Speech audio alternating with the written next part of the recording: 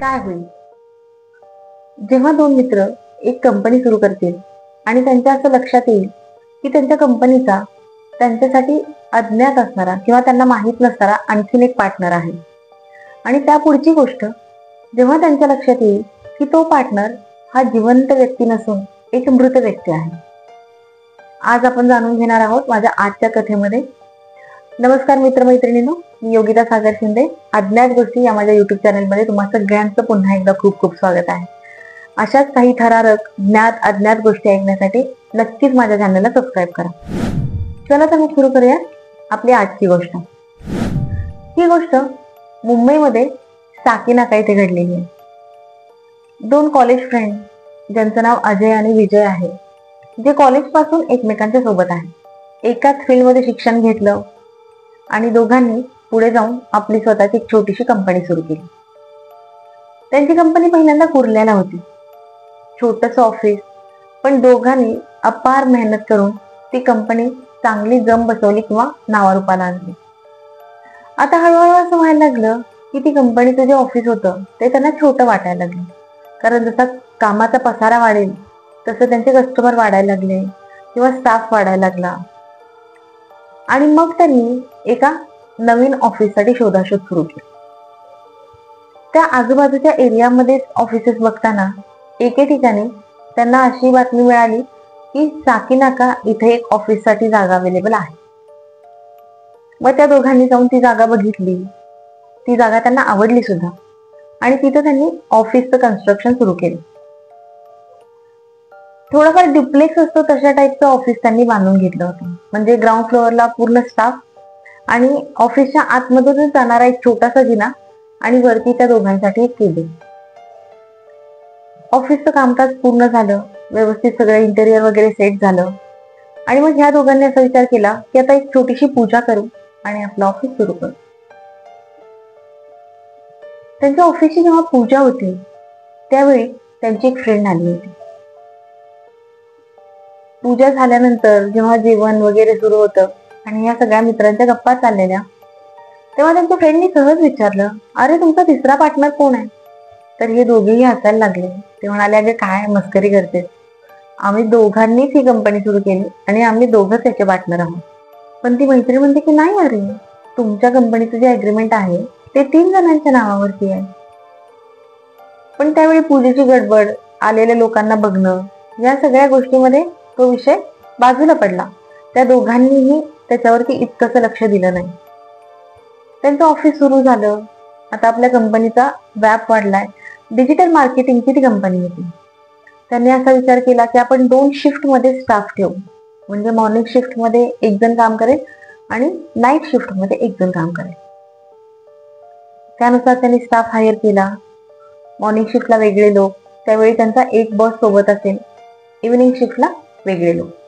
तर कंपनी सुरू होऊन थोडेफार दिवस झाले होते. काम बऱ्यापैकी सुरळीत चाललं होतं. नाईट शिफ्टला सध्या त्यांच्याकडे फक्त एकच माणूस कामाला होता, ज्याचं नाव राजू होतं. एके दिवशी असं झालं की अजय ऑफिसमध्ये नाईट शिफ्ट साठी थांबला होता. तो आपल्या केबिन मध्ये बसून त्याचं काम करत होता. राजू जो आहे तो ग्राउंड फ्लोअरला बसून त्याचं काम करत होता. आणि अचानक अजयला असं जाणवलं की पायऱ्यावरून कोणीतरी चालत येतंय. म्हणजे बघा, जेव्हा पूर्ण शांतता असते तर पायऱ्या चढताना एक दबकाचा पावलांचा आवाज येत असतो आणि तसाच तो त्याला जाणवला. त्याला असं वाटलं की आता कदाचित राजूच येत असेल, म्हणून तो रिलॅक्स होता. पण थोडा वेळ गेला तरीही त्याच्या केबिनचं डोर कुणी वाजवलं नाही. मग ह्याने फार काय लक्ष नाही दिलं, इग्नोर केली गोष्ट आणि पुन्हा आपल्या कामाला लागला. पुन्हा थोडा वेळ गेला आणि पुन्हा सेम गोष्ट घडली. पुन्हा असं वाटलं की जिन्यावरून कुणीतरी वर येत आहे. मग सहजच त्याचं लक्ष केबिनच्या दरवाजाकडे गेलं आणि त्याला दरवाजाच्या खालून वर येणारी सावली सुद्धा दिसली. पण तरीही त्याच्या केबिनचा दरवाजा कुणी वाजवला नाही. मग मात्र त्याला स्वस्थ बसवलं नाही. तो विचार करायला लागला की हा राजू असं का करतोय, वरपर्यंत येतो, आतमध्ये न येताच खाली निघून जातो, ह्याचं नक्की काम काय? म्हणून तो स्वतःच खाली उतरून आला. त्याने खाली येऊन बघितलं तर राजू त्याचं काम करण्यात मग्न होता. तरीही त्याने राजूला विचारलं की काय रे, तू वरती येतोयस आणि काही बोलत नाहीस, केबिन मध्ये येत नाहीस, असं का करतोयस? तर राजू बोलला की नाही सर, मी तर माझी जागा सोडलीच नाही, मी माझ्या जागेला बसूनच काम करतो. मग कदाचित आपलाच भ्रम असेल असं म्हणून अजयने ही गोष्ट सोडून दिली.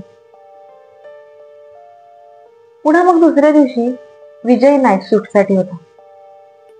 तोही त्याच्या केबिन मध्ये बसून त्याचं काम बघत होता. पुन्हा राजू खाली ग्राउंड फ्लोअरला बसून त्याचं काम बघत होता. आणि विजय सोबत सुद्धा अगदी तीच गोष्ट दोनदा घडली जी काल रात्री अजय सोबत घडलेली होती. त्याला असं 2-3 वेळा जाणवलं की कुणीतरी जिन्यावरून वरती येत आहे.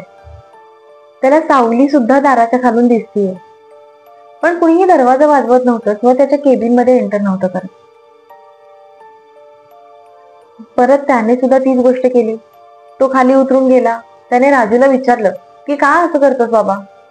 आणि राजूने सांगितलं की नाही सर, मी तर माझी जागा सोडली नाहीये, मी माझ्या जागेवरतीच काम करतो. मग आता संशय येण्यासारखं किंवा घाबरण्यासारखं काही नव्हतं. त्यामुळे त्या दोघांनीही हा विषय सोडून दिला. पण एकमेकांना असं माहित नव्हतं की या दोघांनीही हा अनुभव म्हणजे रात्रीच्या वेळी घेतलेला आहे. एके दिवशी असं झालं की हे 2 पार्टनर्स एका कॅफेमध्ये चहा घेत बसले होते. आणि मग ऑफिसच्या सगळ्याच गोष्टी डिस्कस होत होत्या, त्यांची चर्चा चाललेली होती.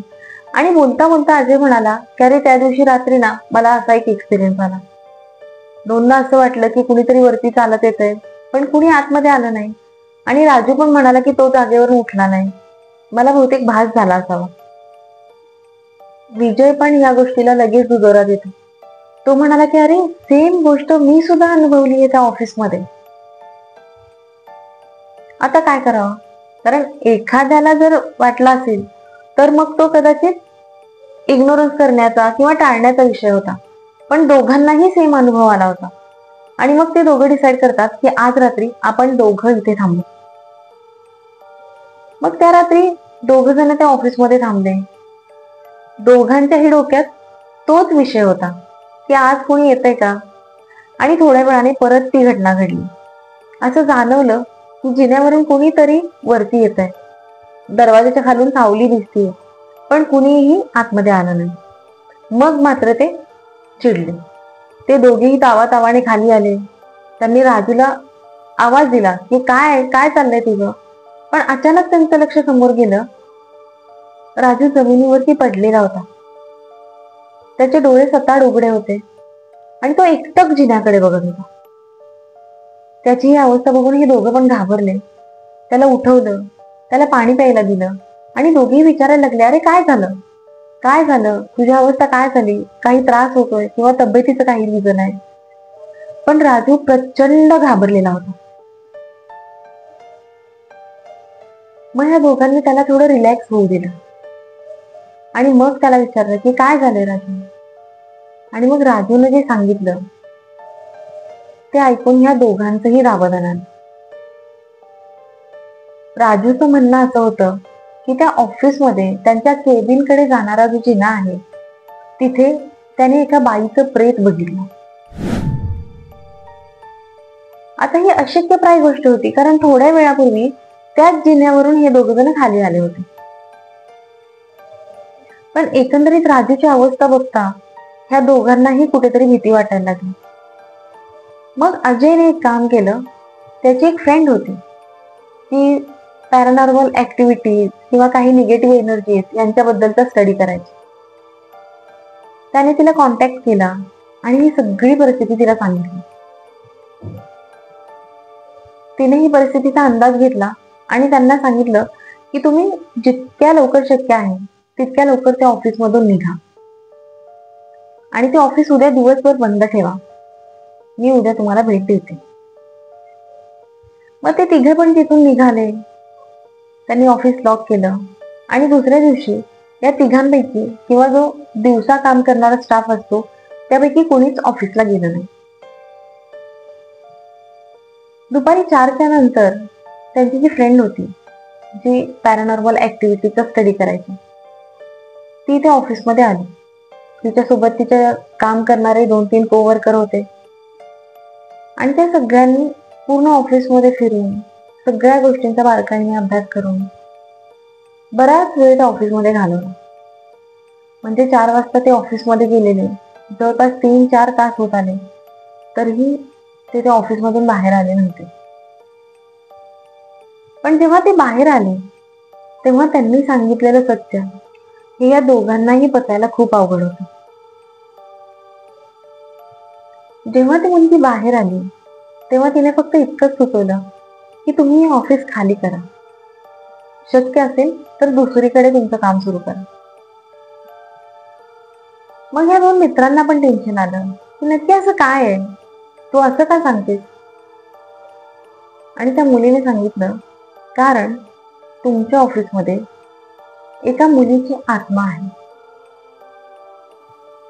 तिचं अस्तित्व मला जाणवते इतपत ती त्या एरियामध्ये ऍक्टिव्ह असते. अगदी जाणवण्या इतपत तिचं अस्तित्व त्या ऑफिसमध्ये आहे.